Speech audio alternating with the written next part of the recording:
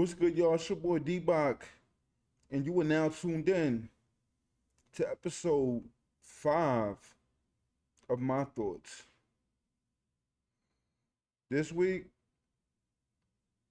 we had a lot of things transpire. We had trades in the NBA. We had the winners of the King and Queen of the Ring tournament. And we even got a new WWE Champion. And we're going to discuss it all on this episode of My Thoughts. To kick things off, let's start off with Oba Femi. Yes, this past Saturday at Night of Champions, he defeated Jey Uso in the King of the Ring finals. I thought he was going to announce who he was going to face at SummerSlam. Was it going to be the World Heavyweight Champion or the WWE Champion? Whoever that may be after the triple threat. I was in full surprise as neither of those things took place. Oba Femi instead was interrupted, surprisingly, by the beast, Brock Lesnar. You know, they banter back and forth, and at some point during the exchange,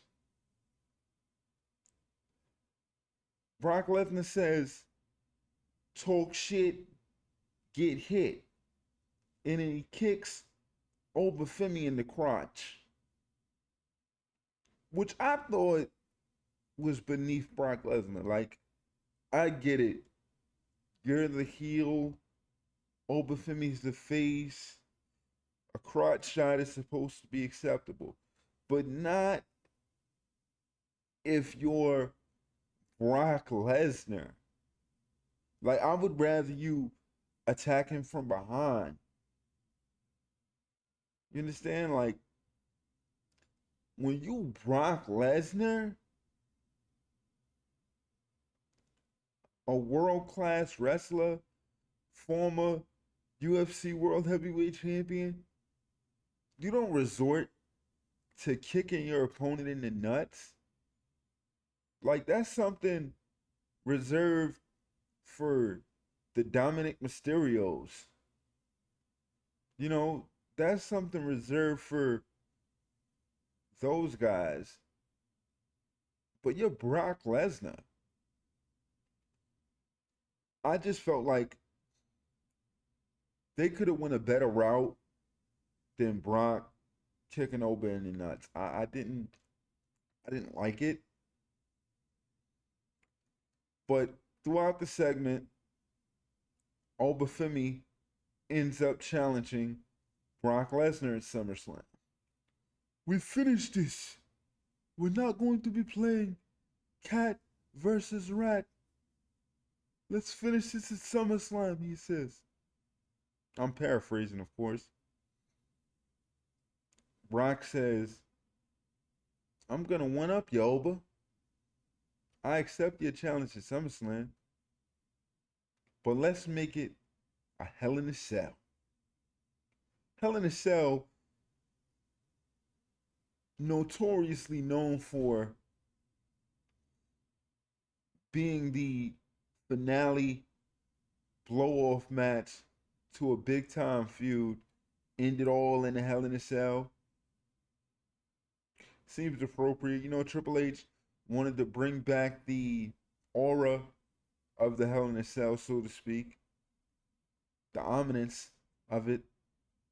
And I feel like Oba Femi and Brock Lesnar in a Hell in a Cell is interesting, though, because these are two massive men, and you got to think they don't even need to be in a cell to destroy each other. Like, I would much rather see a last man standing as opposed to a Hell in a Cell. To me, a Hell in a Cell is not gonna be fire unless they go on top of the cell. They're not gonna do that though. They're not gonna. To me, you're wasting the cell if you don't at some point go on top of the Hell in a Cell. I feel the same way about a steel cage. If you're not on top of the cage, battling your opponent at some point, risking your life seemingly, then what's the point of being inside the structure if you're not going to maximize the steel structure to its full capability? So it's going to be interesting to see Brock Lesnar and Oba Femi inside of a cell. Although I would much rather a last man standing instead.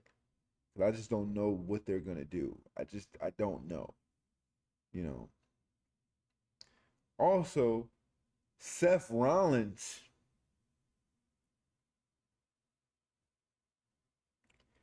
the visionary, the revolutionary, defeated Braun Breaker at Night of Champions, finalizing his feud with the Vision. Yes, the Seth Rollins redemption story, at least against the Vision, is over. So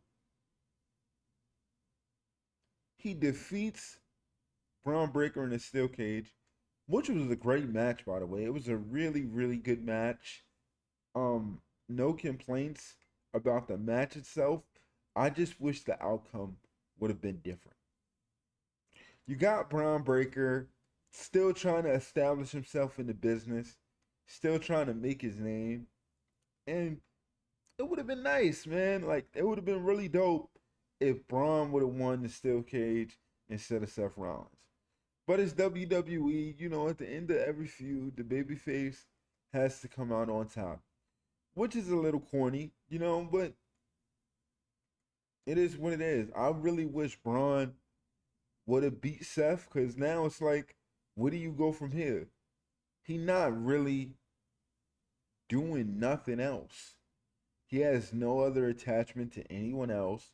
He can't be in the World Heavyweight title picture because Seth Rollins is going to be there and his feud is over with him. He can't go for the Intercontinental title because that would seem like a step down. He was just tag team champions and lost it with Austin Theory against the Street Profits. So it's like, if you Braun Breaker, you have no momentum. Seth Rollins just beat you with a super curve stomp off the top rope in a steel cage. It's like, where does your character go from here? What do you do now? Like, what do you do now? You were a badass. Now you're just a guy. So it's like, I feel like Braun doesn't have any momentum now. If Seth Rollins would have lost that steel cage, it would have been cool because that's still Seth Rollins, multiple time WWE champion. Seth Rollins is practically a Hall of Famer. His name is solidified in the company. We know who he is. He would have been okay. And he would have found his way back in the world title picture at some point, I believe. But I just feel like it's not really reasonable or understandable why Braun Breaker loses that match. But it's WWE where the good guy always comes out on top. And speaking of the good guy, the last real good guy was victorious in a triple threat match as he faced off against his friend Cody Rhodes and his other opposition, Gunther. This match was really good, man. It was really good from start to finish. And I had been saying, if you watch my stream of Night of Champions, I was doing a watch party on Twitch. The entire time I was saying, I just got a feeling, especially after SmackDown, when Gunther said to Sammy, "You've never won the WWE Championship and you never will." Like, I just feel like they were setting Sammy up in prime position for the underdog victory at Night of Champions. And man, I said it at the beginning of my stream that I believe Sami Zayn was going to win the WWE Championship, and he did it, man. He did it. Um, my reaction is posted all across my social medias, all over my YouTube. I was in shock. I was in complete shock. I haven't been shocked by a WWE title change like that in years, you know. So to see Sami Zayn finally, after 10 plus years in the WWE, hoist the WWE Championship, man, it definitely gives you goosebumps that the underdog can at some point become victorious and be WWE champion. My question is, where do they go from here?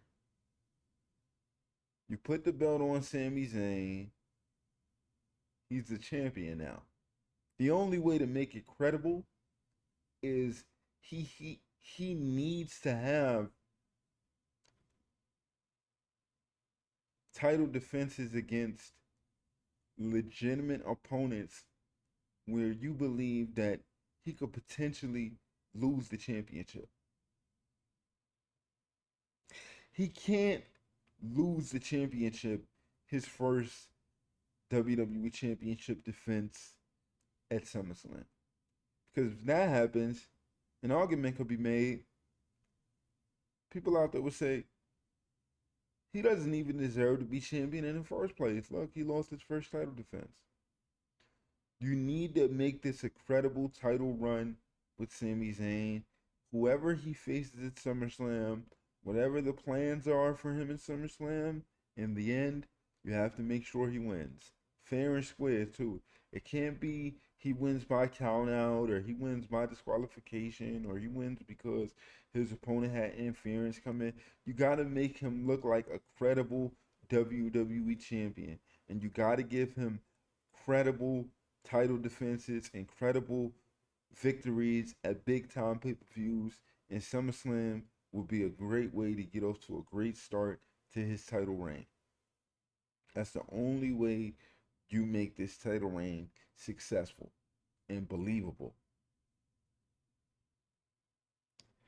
Io Sky was also victorious in her Queen of the Ring tournament match against Liv Morgan. Now, prior to this match, I had Liv Morgan winning. But you know me, I'm terrible at predicting these tournament outcomes. I have missed it the entire way. I was wrong about LA Knight winning King of the Ring. I'm also wrong about Liv Morgan winning Queen of the Ring. I just feel like I'm taking shots in the dark, man, and I'm missing each time. Io Sky it was a good match against Liv Morgan at Night of Champions. She performed the Spanish Fly off the top rope, which was pretty dope, and immediately after the match, she announced with no hesitation that she was going to challenge Liv Morgan at SummerSlam for the Women's World title. Am I excited for this match? Yes, from the standpoint of, yes, these two women are both very enticing personalities. So from that standpoint, yes, I'm emotionally invested in Io Sky's character and Liv Morgan's character. So I feel like only good things can come out of it from that standpoint. But on the contrary, I'm looking at it from a storyline standpoint, like, yo, what's the beef really between Liv Morgan and Io Sky? Like, they don't really have problems or a past with each other to really have a legitimate conflict. They come from two different worlds. You know, two very entertaining competitors for different reasons. You got Io Sky, she's charismatic, her high flying ability, she plays to the crowd, fan favorite. Liv Morgan, one of the most confident, also charismatic as well, killing it on the mic, completely owns her character, getting better day by day in the ring. I just don't see what's the real beef between Io Sky and Liv Morgan. This shit just seems like an audible from Liv and Stephanie Valkyrie, which it is, but it feels like it though. I'm not invested in this feud from an authentic standpoint. I'm like, yo, what's the real problem with each other? Like, I do believe that their match at SummerSlam will be good, and the goal is to outdo your performance at Night of Champions. I don't see Io Sky leaving SummerSlam victorious over Liv Morgan. I could be wrong, but to be honest with you, Liv hasn't had any title defenses, any rememberable title defenses since she won the world title at WrestleMania against Stephanie Valkyrie. So this, in all honesty, correct me if I'm wrong, people in the comments or in the Twitch chat, who has Liv Morgan wrestled for the title? I don't really remember her wrestling anybody. I remember that one match she had against Sol Ruka the night after she won the championship. And then after that, she's kind of been MIA. She's been helping Raquel and Roxanne and their Queen of the Ring tournament aspirations, but it's been pretty quiet on her end until now. They placed Io Sky in position to challenge for her title. So I don't see Liv Morgan losing to Io Sky on one of her very first world title defenses. Like, I'm just not invested in this story. Like this Monday on Raw, she came out and just said, "Yo, Io, like now I just don't like you." Like, what type of shit is that? What you mean you just don't like her? Io Sky been on the roster for years, man. You gonna come out on a random night of Monday Night Raw with the mic in your hand and she has some sort of like shit in her mouth, like a lollipop or a piece of gum, and she gonna say, "Yo, now I just don't like you." What type of shit is this? So you just don't like her? That's some catty, petty female shit to say, I guess, but I'm just not buying it, man. I do believe they'll have a good match at SummerSlam, though. The goal is just to outdo yourself like you did at Night of Champions. Jade Cargill loses to Tiffany Stratton at Night of Champions for the Women's United States Championship. I really, really, really feel bad for Jade Cargill. Some might ask, why? She's a millionaire. She's a beautiful woman. She has a beautiful family. At least she's getting a shot at the titles. It's not enough for me, man. That's not enough for me. Jade has all of the traits to be a dominant world champion. I just despise the way WWE books her character. She can't win a match or even have a chance to win without the involvement of B-Fab and mention. And I'm just getting tired of it.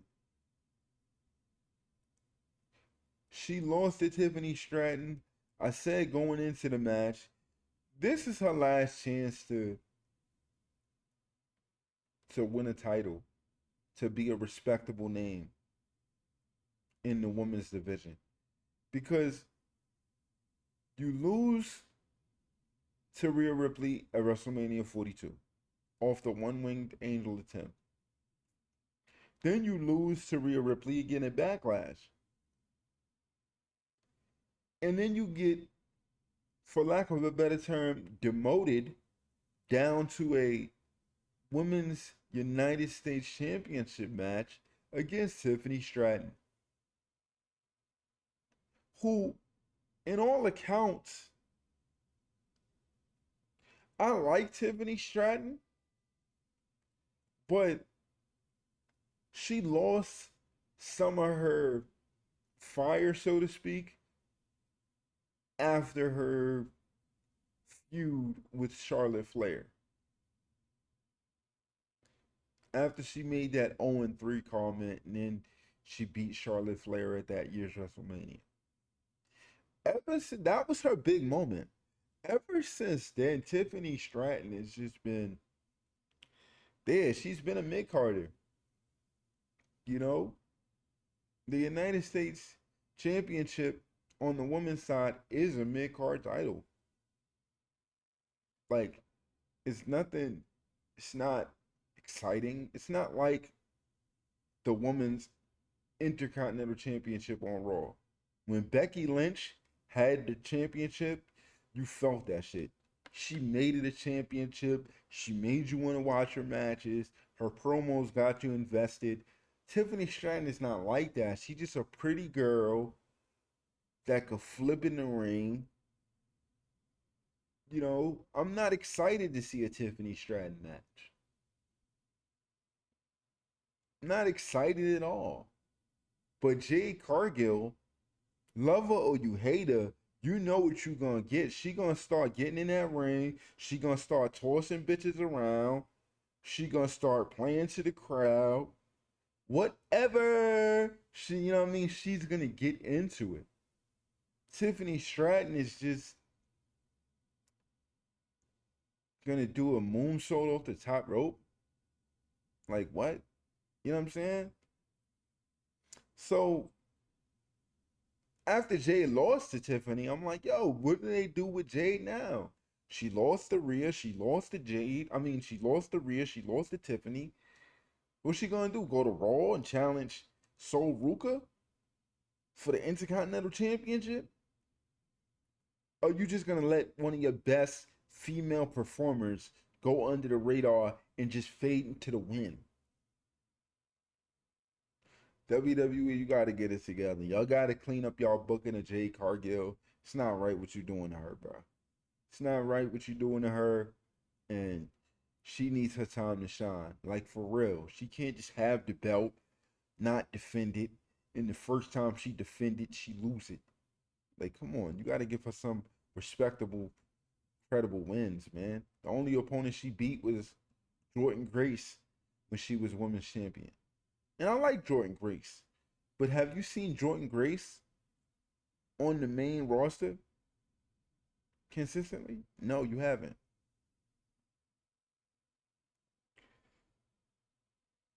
Now, transitioning to NBA news. Ja Morant was traded to the Portland Trail Blazers in exchange for Jakeem Grant and Chris Murray. This is a steal for the Blazers. They get Ja Morant, a former Rookie of the Year, two-time NBA All-Star, for Jakeem Grant and Chris Murray? Like, yeah, I know he not getting to the rim like he used to, and his numbers may have dropped, but it's still Ja Morant. All he need to do is get an off season to get his game right and his shot right and get his body healed up. He gonna be good to go. Ja Morant on the floor with Donovan Clingan and Danny Avdia and Dame Lillard, things are heating up in Portland, man. The Blazers gonna start blazing. I'm definitely gonna be paying a close eye to the Portland Trailblazers this season. Only question is, what do they do with Shaedon Sharpe, Scoot Henderson, and Drew Holiday? Now, some speculation has been they're going to use those pieces to somehow find a way to get Jaylen Brown from Boston, which would be cool. Then they will be a playoff team if they got Jaylen Brown for those players, Shaedon Sharpe, Scoot Henderson, and Drew Holiday. Then they will be a playoff team, a legitimate contender in the West. But, only time will tell if they can actually make that happen. But a backcourt with Ja and Dame, on the offensive end, what do? Pack the paint, stop Ja from getting to the rim? Or do you stick to Dame and deter him from shooting those long range 3-pointers that he likes to make? It puts the defense in a bind, but you also got to think, how will Portland be able to hide Ja and Dame on defense? Like, I'm a believer that, you can have one small guard in your starting five and be okay, but two, this is basketball. Like, you can't have too many small players on your team. Height wins. Like, so to have a lineup with Dame and Ja at the same time on the defensive end, I don't know how that's going to pan out, man. That remains to be seen, but I got a close eye on Portland. I definitely got a close eye on it. LaMelo Ball traded to the Minnesota Timberwolves for Naz Reid. Now, this trade, I'm a little more excited about. And I'm shocked at the same time. On one hand, you got LaMelo Ball coming off a great season with the Charlotte Hornets. Seemed like they was making strides and they was headed in the right direction. And then abruptly, he gets traded. He decided to blow the whole thing up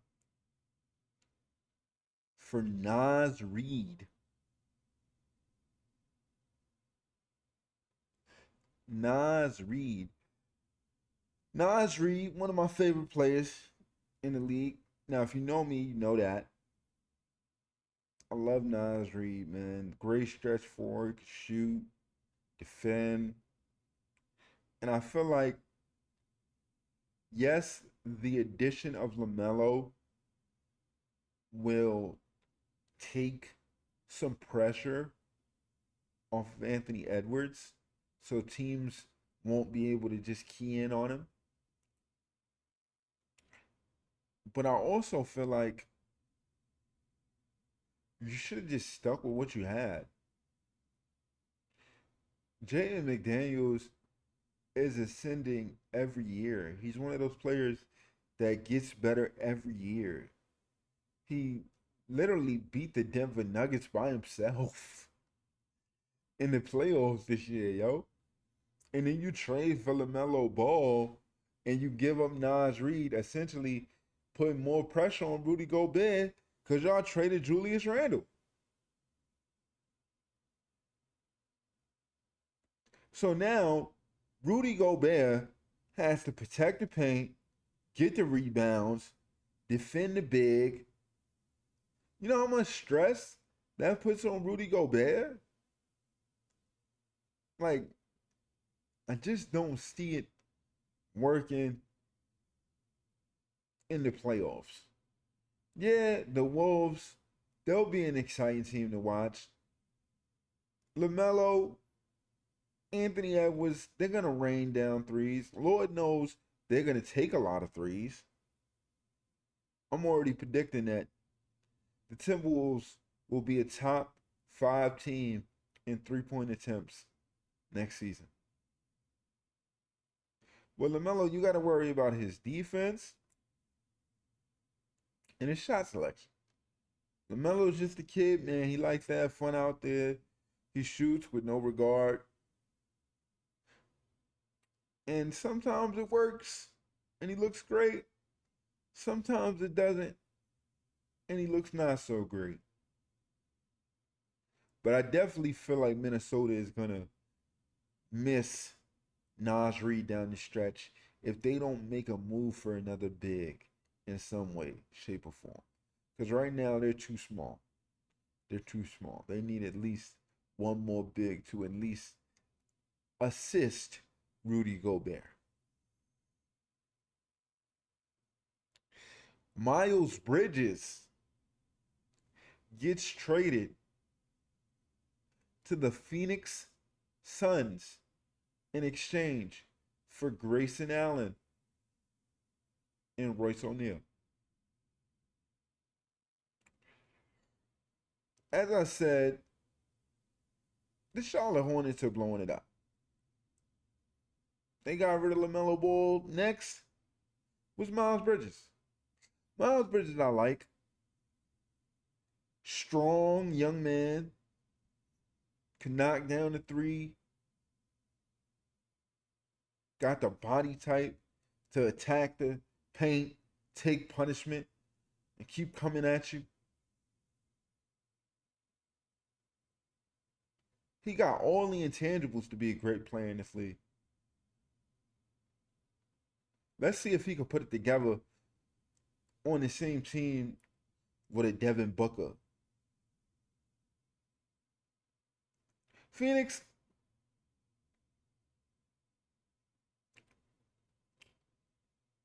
I don't have any expectations for Phoenix. Like that's all I can say, man. Like this trade is cool, but to be honest with you, Phoenix is gonna be Phoenix regardless. Like y'all couldn't do nothing with Kevin Durant, so you're definitely not gonna be able to do nothing with Miles Bridges. I don't care who you bring in there, like unless his name is not Victor Wembanyama, y'all not doing shit. That's just the reality. So yeah, Phoenix will be another team in the West. They'll be fun to watch, but it's Phoenix. You know, like I enjoy Dylan Brooks. He's one of my favorite players. I'm not an anti Dylan Brooks guy. I like Dylan Brooks. I think he's one of those players that's improved his game every year and he doesn't get the credit he deserves. Um and I feel like he should get traded from Phoenix and go to an actual contender that's going to do something instead of just playing on the Phoenix Suns, just wasting years in the NBA.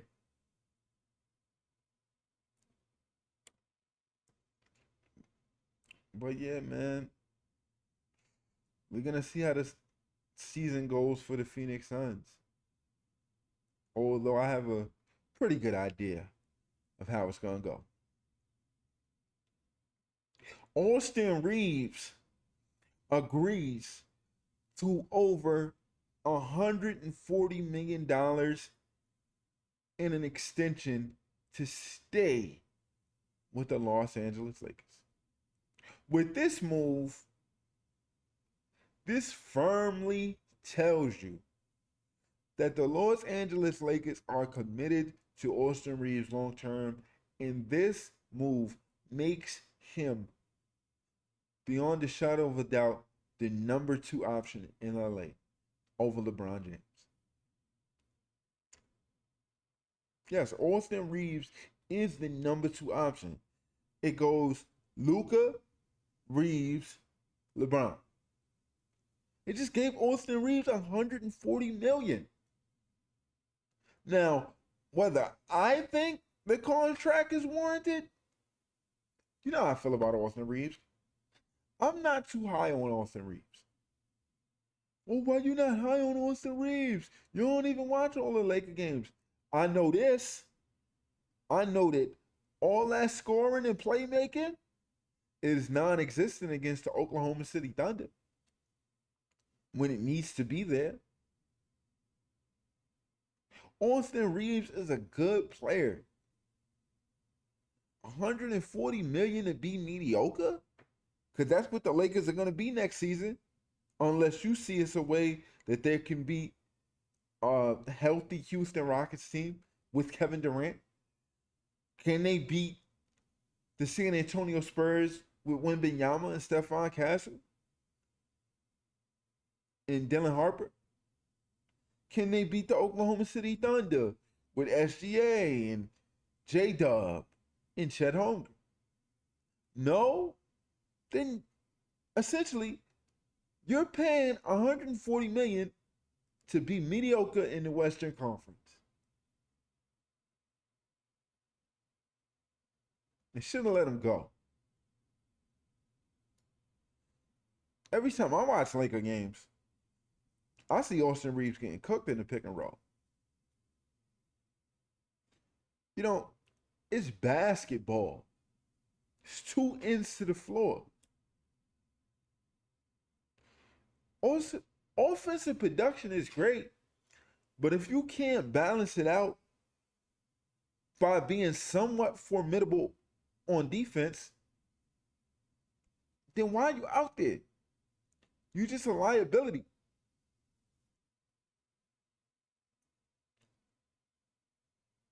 I'm telling you now, the Los Angeles Lakers, they will live to regret the Austin Reeves contract extension.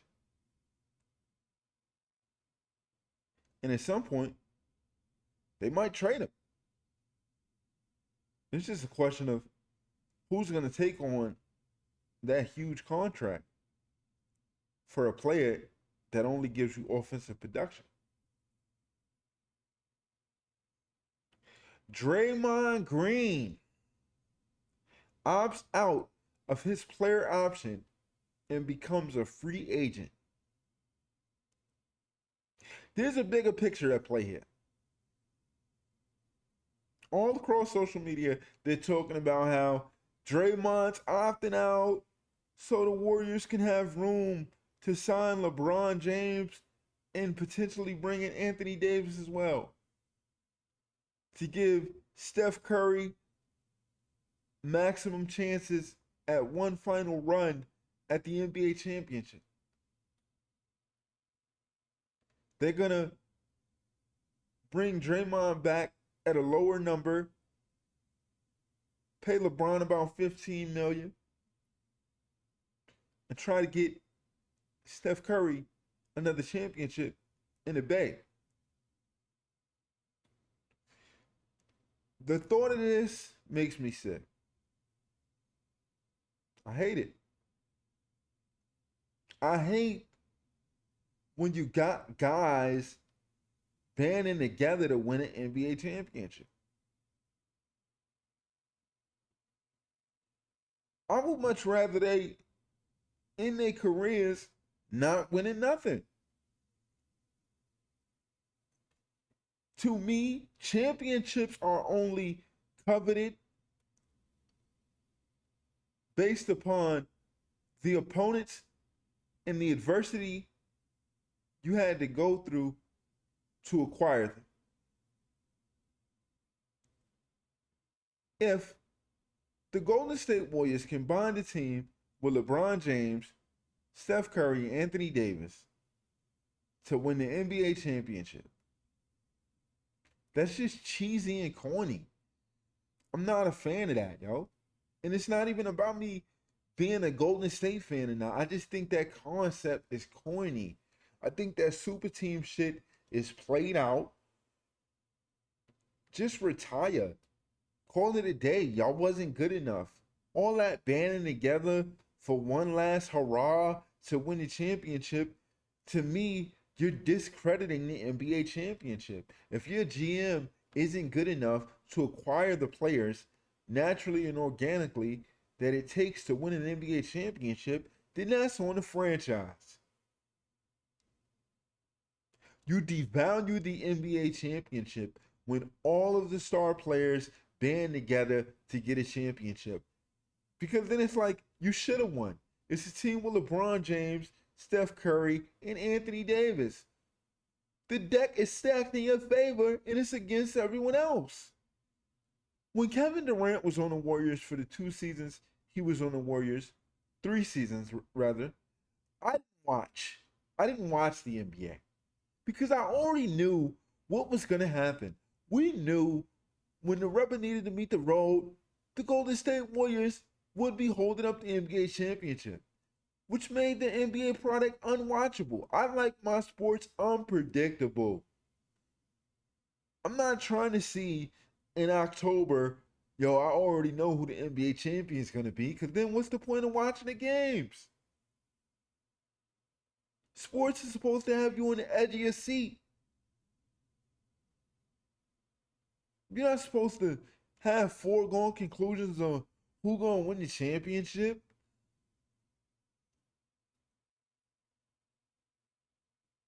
I just think the whole thing is just, it ruins the game.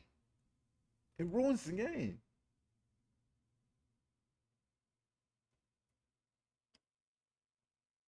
In closing, I wanted to discuss the status of my new record piece. Now, if you're consistently a viewer of my Twitch streams, you see me this past Saturday working on a new song called Peace. This song, Peace, is one of my favorite songs that I've ever recorded just because conceptually what it represents for me. It's a record that stands for, despite all the adversity in the world, anything you may be going through personally, with friends or family, or at work, or in school, like, it's a beautiful thing to live this life. Just don't let it affect you. Live in the moment and just rise above it, man, because life is truly beautiful. I wanted one of those records because I have a past of, I've been bullied my whole life, man, by friends, by family, in school, you know, at work. I'm a disabled man, so I know what it feels like to be ridiculed, you know, and I wanted a song that gets people through those tough times, you know, something to where they'll find peace and solitude, and I feel like the song I created, Peace, is a solid representation of that, and it's my representation, because I would find songs that's kind of like that, but they just weren't saying the right words that I wanted to hear. So, I found that instrumental, and that was just a perfect time for me to convey that message. Lastly, I wanted to discuss why I was crying on my most recent recording documentary, Four Piece. Um, as you know, I'm an emotional person, right? And I'm emotionally invested in everything I create, whether it's my podcast, whether it's my gaming, whether it's my music. And there was a point in time where, I doubted my own capabilities. I'm not perfect. I didn't have a relentless, unwavering confidence, but I did have a desire that was unrelenting from leaving my mind of doing everything you see me doing today. You know, the streaming, the gaming, the podcasting, and it just kept, repeating itself in my mind, showing up in my mind that yo, I can do this, I can do this, I can do this, I want to do this. And, you know, I decided to pull the trigger on it. I decided to start pursuing all the things that I've ever wanted to do. Because at the end of the day, this is life, man. You can't take these days for granted. Can't take these weeks for granted. Can't take these months for granted. Can't take these years for granted. We're not gonna be here forever. You're gonna be dead longer than you're gonna be alive. So you gotta make the most of your time here while you can. So you're gonna die one day, man. You gotta decide what kind of life it is you want to live. And I just started crying because I'm really bringing everything to life. Everything to life that's in my mind.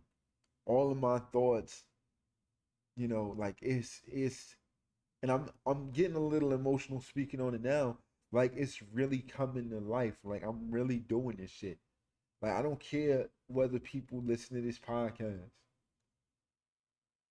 You know, and it's weird. I can't explain it to you because it's not about views. It's about the fact that I'm being everything that I thought I couldn't be, that I want to be. And that gets me emotional because it's like, yo, I'm doing all of this shit myself. Like all of this is coming from me. Like I'm doing this shit. You know what I mean? The things that I doubted myself on for years because honestly, the DEEBOCK World YouTube channel was created in 2021. So everything you see me doing, I've been wanting to do for the past 5 years. I just never pulled the trigger on it because I didn't have the confidence. The intros to all my video, I had the DEEBOCK World concept 5 years ago. I didn't start doing content until this year. And to see everything come to fruition, y'all, I'm really doing these documentaries. I'm really making music in my crib. I'm really podcasting right now. I'm doing this shit. Like I can do anything. You know what I mean? It's not about people watching my shit. I don't care if people watch this shit. I watch my shit. I'm entertained. When I die, whether people watch this shit or not, I can go back on all these videos and be like, yo, look at what I did with my life. All of this shit is chronic. It's all chronic. It's all chronicle. All my videos, all my songs, my podcast. It's all chronicle. So I don't care if people watch or view or like. That's cool and appreciated. Don't get me wrong. But that's not the objective. I don't do it for that. I'm doing this because I love it. I love making content. I love expressing myself. I love doing the things that I like to do. And to be real with you, it's not about the monetary gain. I'm not doing this for money either. I'm doing all of this shit for free. I'm not getting paid for this podcast. I'm not getting paid to game. I'm not getting paid to do music. I live a blessed life, man. And when it really hits you, yeah, I got emotional because this is my life and I'm doing this shit. Like, I don't know. I hope that I was able to explain it to you in a way where you could understand. But to be honest with you, bro, I've learned in life that if they don't understand you, so be it. I let the art talk for itself. I'm gonna let this podcast talk for itself. I'm gonna let my music talk for itself. Whether you understand it or not, that's just what it's gonna be. And that's it for episode 5 of My Thoughts. I'm your boy DEEBOCK. Follow me across all my social media platforms if you wish. Follow me on my Twitch. Subscribe to my Twitch. I'll be here every Tuesday, 11 a.m. DEEBOCK the Gamer, Twitch. It's your boy DEEBOCK, man. I'm out. Peace and love. Have a blessed week.